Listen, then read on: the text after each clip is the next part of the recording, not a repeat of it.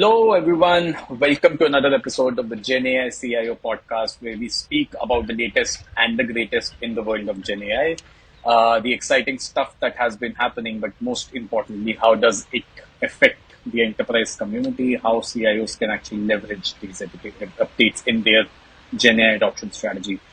This is Rishabh, founder and CPO for GoML, which is a niche services provider in generative AI applications. I've been joined in by Shiva, who is the founder and CEO for Lizer, where they're doing a lot of interesting stuff on the agent side and infrastructure side for which you're relevant, right?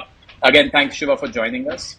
We've got a couple of additional, probably really good updates this week, more aligned towards what happened with OpenAI a few weeks ago in the safety or the Superalignment team being disbanded and so on and so forth, right?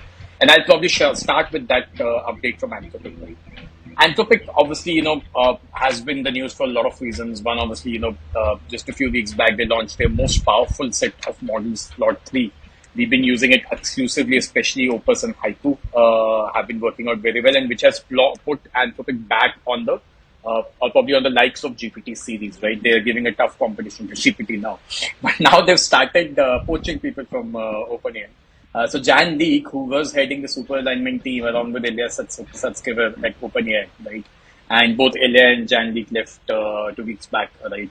And Jan had eventually, also criticized OpenAI publicly on X, right, stating that they don't have a focus on safety, they don't get the right compute, etc., has joined Anthropic to lead the AI safety team at Anthropic, right?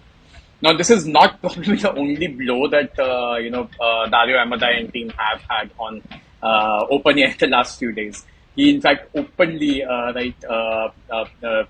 made a jibe at Sam Altman, stating that we had 7 founders as part of the Anthropic board, and 3.5 years down the lane we still have 7 founders who are on the board, right? So it was a clear jibe at Sam Altman, stating I think out of all the co-founders only one is left with Sam, right? So it's been Who? out. Is it Greg? Is it Greg Exactly, Brockman? it's Greg. Correct. Greg is left, right? I think obviously Elon left, Ilya left, right? So I think what Anthropic now obviously is pretty confident, right, Shiva, and that's why I probably brought in Claude 3, right? I think earlier, obviously, the models that Anthropic had were par with GPT series, but Claude 3 now has put them back on the table, right? They've even started focusing on their leadership team. They hired Instagram co-founder, right, last week to head their product division, right? So I think now they're bringing the pieces together, but I really love the jibe that Dario had at Sam. But yeah, that's the quick update. Yeah, I mean, no, he's not probably far from the truth, right? I mean, this is what happened. They had bunch of founders and everyone has left. Yeah, I mean, it is what it is. I mean, see, you have somebody in Sam Altman, you have someone who is not just the product guy, but he's also pretty good with politics. He knows how to get, investors to come on board. Lot of success of what OpenAI has done, I would say I would attribute to what Sam Altman actually did with ChatGPT, right? So, just left with the scientists, I don't think they would have launched anything. Take Anthropic. They're just following the footsteps of what ChatGPT did. Yeah, I mean, you'll have to bring this technology to people, which is what Sam did, which is good. Yeah, that's how I look at the whole thing. No, I totally agree, right, Shiva? At the end of the day, you can only build a brilliant product, but till the time you're not able to probably sell it well, market it well, and then probably have a brand, right? And I think while OpenAI is a very recognizable brand, but I think Sam Altman in himself has become a much bigger brand than OpenAI, right? And I think a lot of this probably success can be or should be attributed to Sam. Well, obviously he has his own, and I think that comes like that. What happens with Elon as well, that he has his own eccentricities. I think obviously that's what happens as well. So, but I agree, and probably I think in the next update we'll also highlight what's happening on the safety AI thing with OpenAI. But yep, cool. All right. So next up we have news from the Musk universe. So xAI raised $6 billion. We covered it in one of our earlier episodes, but now it's official. Sequoia and I think Andreessen Horowitz have come on board, valuing xAI at $18 billion. But the biggest joke that's going around is like, who is even using xAI? Who is even using Grok? Even people, I mean, Grok is now available in within Twitter, like to chat, but no one is literally using it, right? So unless probably Sequoia and Andreessen Horowitz has seen something much bigger, sorry, rather bigger plans from Elon, I'm not sure really how this is going to help. But I was reading another interesting article which kind of compares what these guys are up to, like Sam and Elon, and why these guys are trying to do this. It's pretty simple. It is just access to power rather, right? The reason why all these founders are leaving because they just cannot stand Sam Altman's, I would say, this one towards power, the way he wants to get to the power hungry-ness that he has. And Elon is very similar. He doesn't want to leave the AI edge to Sam Altman. That is primarily, and we know Elon, right? We've been seeing him for the last few years, where he emerged out like being the number one car company, space company, and all of that. It's again power for him. Bought Twitter, which is the biggest thing that we saw. So yeah, I think that is probably what's driving these guys. Investors follow suit because my take is that their belief is that you know what, Elon will not go wrong in all of these aspects. So that could probably the thing why they are driving or that makes them drive towards Elon. But yeah, that's the take on this whole xAI thing. What do you think? No, absolutely, sure. And I think this is a Series B funding, right? So they've already done probably two rounds of funding before this. So again, I am also probably quite perplexed in terms of how probably who is actually using it or probably what they are putting this whole money into research from, right? Because I think, as you rightly mentioned, people are not using it, number one, because they've not seen a good amount of accuracy. Also, it doesn't bring anything on the table, which is a differentiator from the other models, right? So, again, while I'm not giving a verdict, because, probably I think we were writing off Anthropic a couple of months ago, right? And then Anthropic came back with a bang with Claude 3, right? So not writing it off, but again, I really don't see people using it, adopting it either in the B2C community, right, through the chat agent or probably through the API as well, right?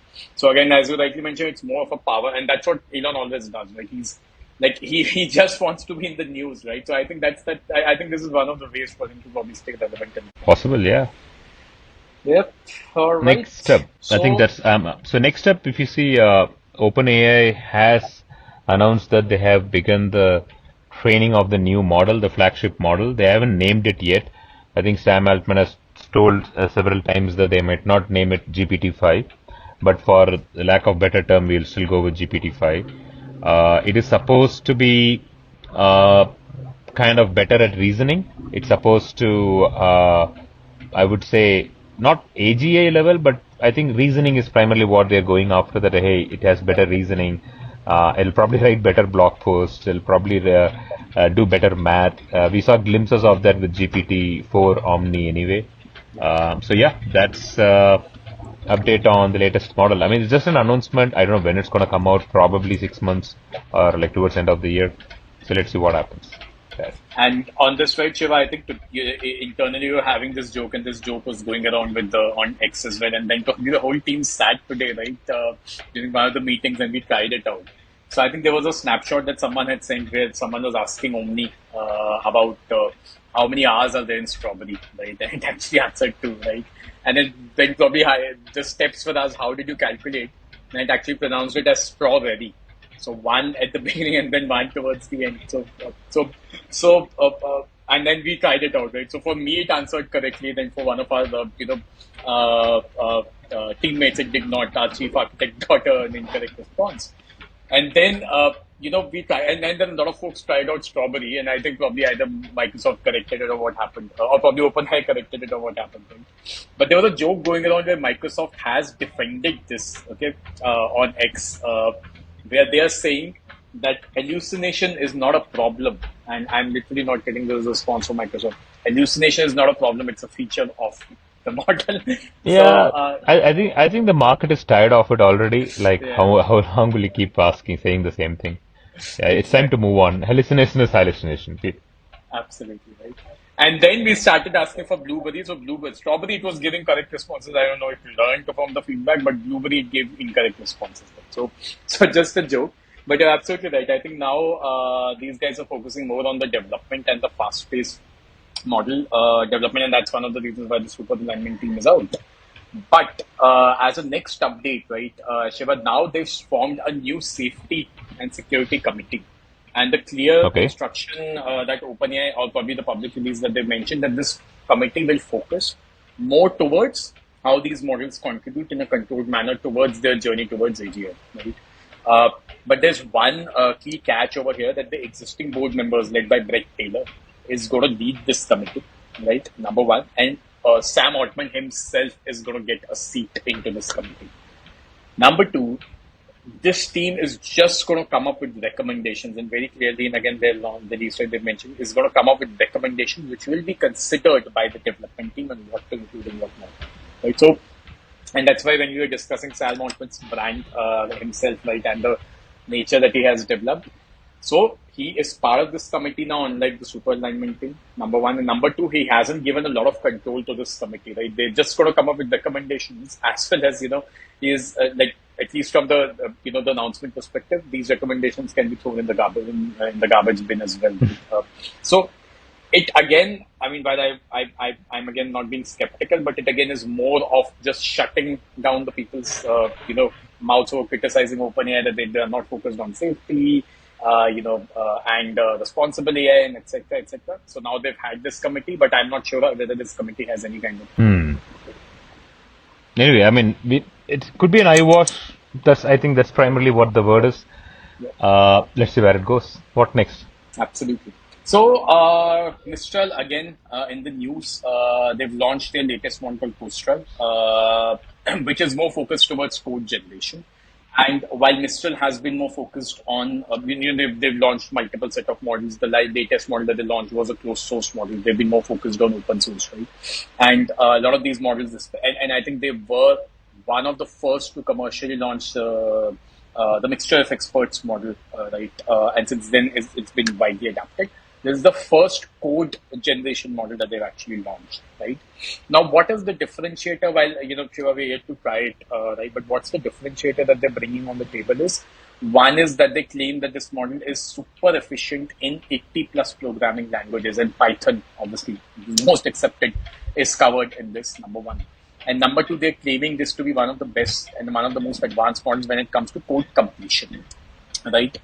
And number three is that what they've highlighted is that this does both, right? Where you can actually do NLP based, code generation and code completion, code generation, and at the same time provide code snippets. And the model has inherent capabilities of completing or ironing out those code snippets for the functionality, right? So how does this perform? And again, just one last point, it's an open weights model that they've actually released, right? Now, how does this perform? Obviously, is something that we'll have to see. But again, while we cover the MNP piece or the latest licensing model that they've actually launched, this is the first model under the latest licensing that they've launched under MNP, right, for non-production. So, yep. And again, yeah, let's cover that part now, yeah. right? What does MNPL means? It's Mistral Non-Production License. Basically, what they're saying is, guys, use it for developer purposes, but if you want to charge any app that you build on top of it, you'll have to buy the license. So it's just another way to say it is commercial license. So I think Rishabh and I were debating on this just before we started this podcast, and this is like you can be super open and say, hey, this is commercial license. MNPL is just another bullshit term that they've coined. How many terms that people will continue to keep in mind? It is non-commercial, it's not commercial, period. Anyway, so they have launched, so the license is MNPL, and all this balance, openness and sustainability, that's I don't know that's where things get really what is the term they say? Cringe. It's a cringe. They get into the cringe aspect, because you don't have to do that. Mistral is not supposed to. It's not a company who used to do all these, right? Like they launched a model on torrent. That is the kind of company now who has to come back and say, probably investor pressure. They're saying, hey, start making money, guys. Like, just don't give everything in open. Probably. I think this language looks like something that their marketing team wrote or their technical team wrote actually. So yeah, But the whole thing is but funny. Shiva, Just say in their commercial, move on. defense, right? No, I'm saying in their defense, right, and that's what we have always say in defense of OpenAI. These models are not easy to build, right? You need to have some kind of commercial support, and that's why probably the latest model that they launched is a Agreed. commercial model, right? It's a closed source model, right? So I think Yeah, slowly just say they also commercial and move realizing, on. Yeah, just say commercial and move on. See, they don't want to lose the tag of an open source model. Imagine what's happening. When Mistral Large was launched, they already kind of people started questioning, hey, you guys said you're going to be open source and what happened? Now today, Llama 3 is the only true open source model in the market. yeah, Meta's Llama. Mistral is no more open source with what they've done so far, right? They're saying, hey, I'll give it for free for developers, but you can't do anything about it. And why? What would developers do with all of it? What are developers going to build a multi-million dollar company with it? No. Can developers even build it and use it for any internal purposes within an enterprise? No, you cannot do anything about it. It's literally like saying I'm going to give you something for you to train and learn, and why would I train and learn with your non-developer license? I can obviously use GPT, I can use other models. They're much better than your model. So yeah, long story short, they are obviously going towards commercial licenses. yeah. They are getting into the mix where GPT still owns 95% of the market share. Whatever is left behind is owned by Claude and Gemini. Because GPT not only owns directly with folks like us, GPT also owns through Azure actually. Absolutely. So this is probably their last attempt to figure out if they can make money. We just have to wait and see if something turns out because their model has to be really good. GPT is good, period, no doubts about it. Can their model be good? I mean, others like Anthropic and Gemini are competing with GPT to be really good, right? I mean, you and I are seeing. I mean, I was building some code in the morning. I don't have to think twice to figure out should I use Claude, should I use Gemini, should I use GPT. I went to GPT, it worked fine. I deployed it and started using the application as is. I was able to share with a couple of customers just like that, built on Lizer agents in the backend, obviously making it easier. So can Mistral get to that level? Because Mistral does not have the distribution power like Google has and Anthropic with Amazon has. So Absolutely. can Mistral get to that level? That is a big question. So that's the reason I'm saying either be on the open source or if you're entering the commercial model, say commercial. This whole MNPL is like just Oh yeah. gosh. I've already said that term. Yeah, BS. It's all BS. Yeah. No, but see, I think you absolutely rightly pointed out one point, right, Shiva, is that one obviously is the model's accuracy, model's usability, etc. But the distribution power is like very strong, and it's as like I mean, Android story goes long way, right? What Google did with Android, right? But see, Mistral is probably playing some cards right, at least to a certain extent. Well, now you have most of the Mistral's model available on Bedrock. But one problem or one challenge that we still see is right, that they don't have the early mover advantage on these distribution platforms. Now, Anthropic, which was available as a very early model on Bedrock, is now available on Vertex AI as well with Google, right? Mistral probably still remains from distribution accessibility perspective a limited model, or probably even on platforms like Bedrock, it was a late entrant. So it's not the first choice even for providers like us, right? So I think that's where they need to focus on rather than probably launching newer models or probably giving more options, etc. If they want to remain relevant in this commercial space, right? All right. Moving on from mystery to Cohere. Right. A very small update, Shiva, but Cohere had their AR 101 or AR series of models, right? And where the focus has been always being multilingual. They've launched the latest model in this series, which is called AR23, in two versions, right? Which is the 8 billion and the 35 billion parameters. 8 billion, they're saying, is mostly focused towards research. If you want to try it out, POC, etc. But 35 billion is more focused, which is built on the Cohere's R model right on top of it, is more production ready that they can focus on. But I think the most important part is that it now allows close to 113 languages, which is built on the AI collection, out of which 23 languages they're saying is pretty efficient, production ready, very highly efficient. Right. So again, a very small update. But I love the way probably that they are actually progressing with the accessibility and probably again the flexibility. and the multilingual part at least, because I still feel from LLM's perspective, and we do a lot of Hindi languages, we work with the European customers, the LLMs have not really done well in that space, right? We still have to build the translation layer on top of it to get good amount of accuracy. And it's not about the Even accuracy, right? So just one last point. It's not about the accuracy, right, Shiva? And I'll give you one example that we're working with an Indian customer where the translation layer on, and we're using Claude 3 over here, primarily Sonnet. The translation is absolutely impeccable, right? That it's able to convert English to Hindi very well. The challenge that's actually coming in, and for people who don't know Hindi, there's something called as matras or pronunciation, right? When it starts pronouncing, right, since it separates those, it doesn't understand that context, right? So that's the major problem, right, with these inherent points when they do translation. It's not the accuracy, but it's primarily understand the context of the. I mean, yeah, even GPT is struggling with translation. We've seen that already. So yeah, let's see what this model does. I mean, we'll get to know more when customers come back with actual reviews of it. So, Absolutely. All right. so last up, we have this news about Character AI speaking for an acquisition with both Meta and xAI. At least the PR says that Meta and xAI are competing for partnering with Character AI, but looks like it's more of an acquisition. I think Rishabh and I, not like I think you made a comment that hey, I mean these guys, it's What are not they a great doing? Yeah. product, and why are people going after? Uh, Yes, but I've heard few stories that well the product is like very simpler. I mean you can still do it's like a very thin wrapper on top of GPT. But since they were one of the early movers, they managed to get a ton of people using it. I saw a report recently where one of the biggest use cases of Character AI is the virtual girlfriend or AI girlfriend. So a lot of people have built this AI girlfriend bots, which are used by I mean other people, users, and they pay for it. And apparently that's a very big business, that Character AI. A lot of fantasy bots are actually there. Like there is an Elon Musk bot as well. Similarly, a lot of fantasy bots are there. So if you see, I think that's the social appeal that's probably attracting Meta and xAI to get Character AI actually to for the partnership so called.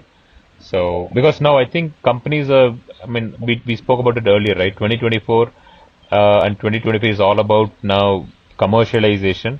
I would say 2024 is commercialization, 2025 is consolidation, where So mergers will happen. Companies will either go strategy. bust, or they will merge, or they will join hands together, or they'll continue to grow.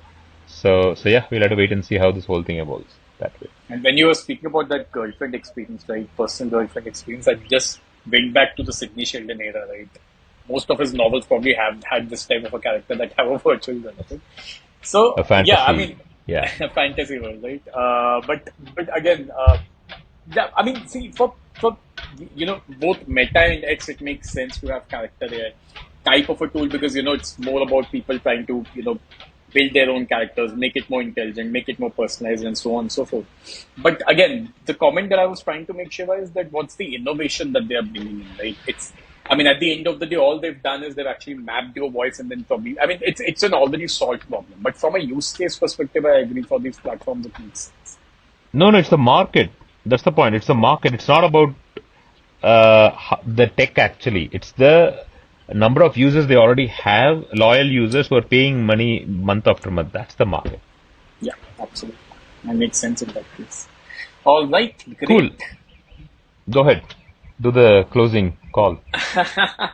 All right, great. Thanks everyone for joining us for another episode. This week we have, a very special week. We're also meeting, or we also already met, Victor Zoho, who's the head of GenAI at AWS. So we'll probably have two episodes launching this week, and probably moving forward, we'll have more industry stalwarts and consumers of this technology joining in us as well. But thanks, Shiva, again for doing this today, and really looking forward to the next episode. Thank you again. Thank you all. Take care.